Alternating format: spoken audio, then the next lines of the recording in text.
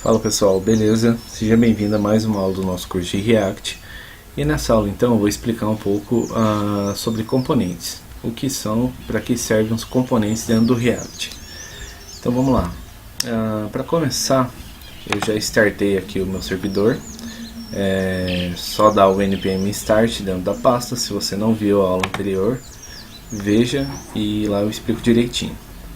Então vamos lá. Eu estou aqui dentro do meu projeto criado com Create React App, e ele tinha uma estrutura mais robusta. Ele tinha várias coisas aqui no source, tinha CSS, tinha outros arquivos JavaScript. Eu deletei tudo e deixei só o index.js. Eu fiz isso porque vai ficar mais fácil aí da gente explicar alguns conceitos, beleza? Mas não tem segredo nenhum.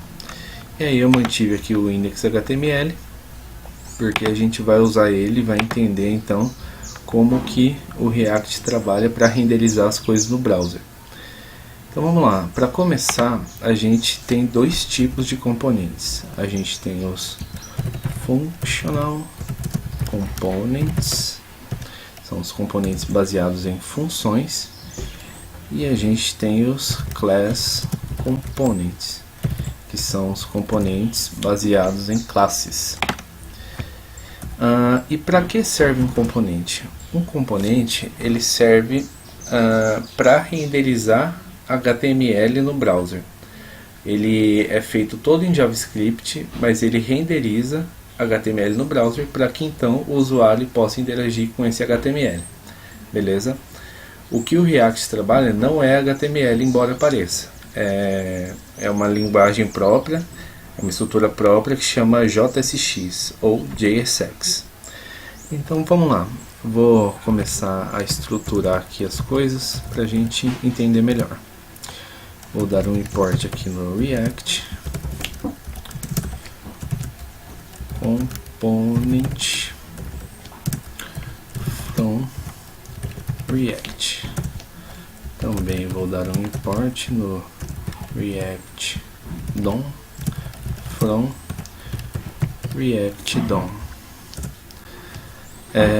Precisa ser React DOM? Não precisa. A gente faz isso por boa prática. É uma convenção.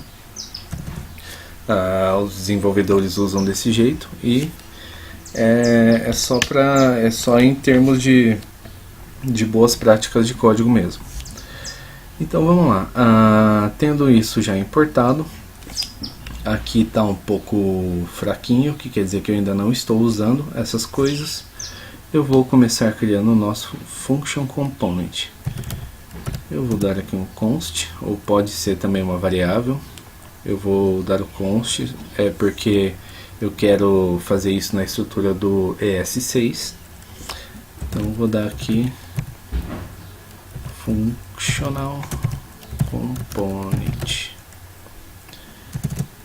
Vou utilizar aqui uma arrow function, que também é uma funcionalidade do ES6.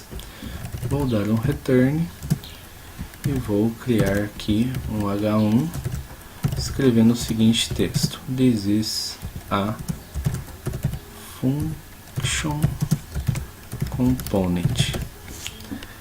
Beleza. Vou passar isso aqui para baixo só para a gente saber que ele está na parte dos functional components. E aí embaixo aqui eu vou chamar o React DOM.render. Vou renderizar esse functional component aqui dentro, chamando ele como componente. Ele é uma tag, porque é assim que os componentes são estruturados. Você define eles e aí eles podem ser usados como uma tag HTML. E aí, aqui no nosso index.html, se a gente ver, a gente tem todo esse documento aqui, e dentro do nosso body a gente tem uma div com o ID root. os browsers entendem HTML, então a gente vai mandar tudo que a gente fizer aqui no JavaScript para esse HTML. Então eu vou renderizar esse functional component dentro do meu HTML. Document.querySelector, chamando o ID root.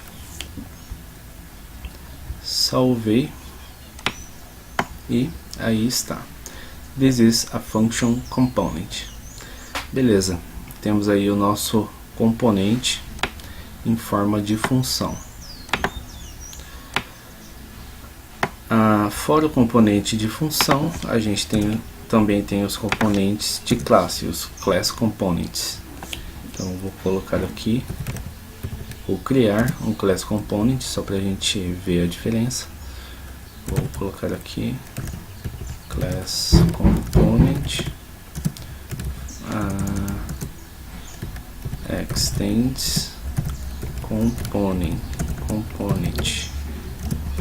Eu posso colocar component porque eu defini aqui que eu estou chamando isso de dentro do React, senão eu teria que colocar react.component. Legal. Aí ele faz basicamente a mesma coisa, só que de uma maneira um pouco diferente. Então dentro do nosso class component eu coloco um render, dentro do render eu coloco um return,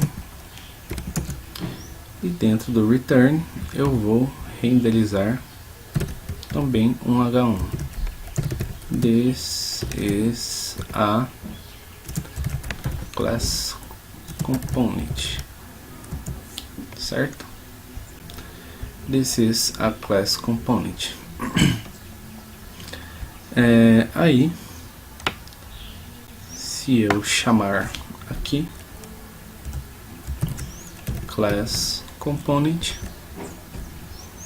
e salvar, this is a class component. Beleza, então a gente tem essas duas maneiras aí de declarar os componentes, de estruturar componentes. Só que os class components eles são um pouco mais poderosos, eles podem mexer com o estado da aplicação. Eu vou dar um exemplo rápido aqui, mas depois a gente vai ver isso em maiores detalhes mais para frente. Eu vou dar aqui um state, eu vou colocar aqui text, e eu vou escrever em caixa alta, class component, beleza? E aí eu vou apagar isso daqui e vou chamar o estado aqui dentro do nosso render. Vou colocar aqui this.state.text, e aí ele renderiza para mim this is a class component, certo? Class components, a gente tem que ter cuidado para utilizar. É bom a gente utilizar só quando realmente houver a necessidade, porque ele é bem mais verboso aí, como a gente pode ver. Via de regra, tudo que você puder utilizar componentes de função, use, porque eles são mais simples e a sua aplicação vai ficar mais performática, beleza? Aqui o S6, só um último detalhe aí, eu coloquei chaves, mas se eu colocar parênteses a gente aproveita melhor aí o poder do ES6 e a gente não precisa escrever return, ele já subentende isso. Então só colocar aqui functional component, salvar, this is a function component.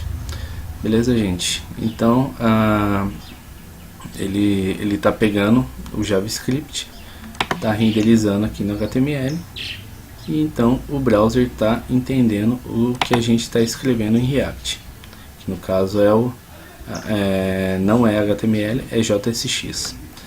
Beleza? A gente vai entender melhor com maiores detalhes mais para frente, mas basicamente era isso que eu tinha para falar sobre componentes. Valeu, até a próxima.